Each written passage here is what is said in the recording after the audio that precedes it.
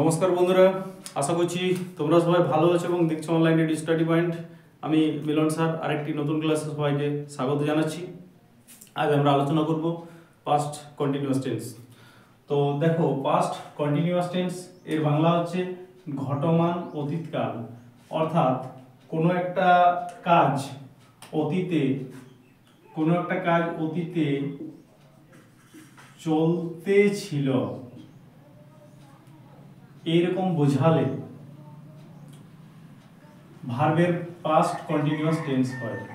বাংলা ক্রিয়া শেষে তে ছিল, তে ছিলাম, তে ছিল এই রূপগুলো যোগ থাকে আর কি। তাহলে অতীতকালে কোনো একটা কাজ আমার কন্টিনিউ চলছিল এরকম যদি বোঝায় তখন ভার্বের পাস্ট কন্টিনিউয়াস টেন্স হয়। বাংলা ক্রিয়া শেষে কিভাবে তোমরা চিনবে? বাংলা ক্রিয়া শেষে তে ছিল, তে ছিলাম, তে ছিল ইত্যাদি যোগ থাকে। দেখো, আমি কয়েকটা উদাহরণ লিখে রেখেছি। আমি একটি বই পড়তেছিলাম, অর্থাৎ আমার কাজটা চলছিল। হয়তো তুমি যখন আমাকে দেখেছো তখন আমার কাজটা চলছিল, অর্থাৎ পাস্টের কোনো একটা কাজ আমার কন্টিনিউ চলছিল, যার জন্য এটা হচ্ছে পাস্ট কন্টিনিউয়াস। সে ফুটবল খেলিতেছিল, তখন খেলছিল, আজকে নয়। তুমি বাজারে যেতেছিলে, যখন দেখেছিলাম তোমার সঙ্গে দেখা হয়েছিল তখন তুমি বাজার যেতেছিলে আর কি, এরকম একটা ব্যাপার আর কি। তো কোনো একটা ঘটনা চলতেছিল, কাজ চলতেছিল।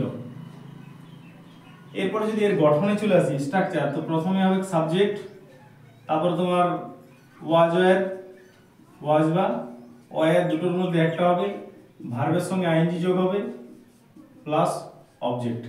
এটা তোমার হ্যাঁবাচক বাক্যের গঠনে পাবে আর কি।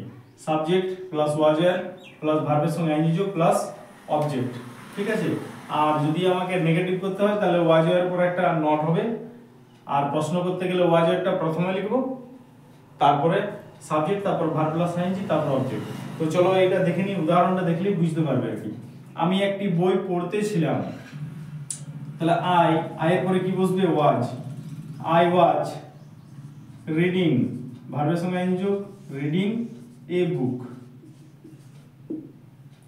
সে ফুটবল খেলিতেছিল, হি ওয়াজ প্লেয়িং ফুটবল।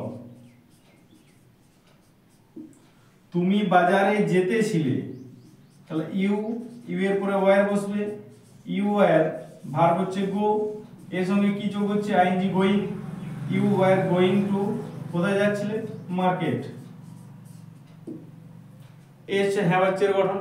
আর যদি এটা আমরা না করি আর কি, যে আমি একটি বই পড়তেছিলাম না, তাহলে তোমার কি হবে? আই এর পরে ওয়াজের পরে একটা নট দেব, নটের পরে যা আছে তাই, রিডিং এ বুক। এটাকে যদি আমরা কোশ্চেন করি, প্রশ্ন করি, তাহলে প্রথমে কি করব? প্রথমে ওয়াজটা চলে আসবে, ওয়াজ, তারপরে আই হবে, ওয়াজ আই, তারপরে রিডিং এ বুক। আমি কি একটি বই পড়ছিলাম? ওয়াজ আই রিডিং এ বুক। তাহলে এইভাবে খুব সহজেই করতে পারবে। এই গঠনগুলো লিখে নিয়ে গঠনটা লিখে মুখস্থ করবে। গঠনটা মুখস্থ করলে তাহলে এটা তাড়াতাড়ি পারবে। প্রথম সাবজেক্ট, ওয়াজ ওয়্যার, সাবজেক্ট অনুযায়ী এটা হবে। ওয়াজ এর ব্যবহার আমার ভিডিও আগে দেওয়া আছে, দেখে নিও। ভার্বের সঙ্গে আইএনজি যোগ প্লাস অবজেক্ট আর কি। এইভাবে আস্তে আস্তে শিখবে আর কি। টেন্সটা কঠিন জিনিস নয়, কিন্তু এর গঠনটা মনে থাকে না আর কি, ওই জন্য বারবার লিখে লিখে প্র্যাকটিস করতে হয়। ঠিক আছে, আজকে এই পর্যন্ত। আবার একটা নতুন ক্লাসে দেখা হবে। Thank you so much.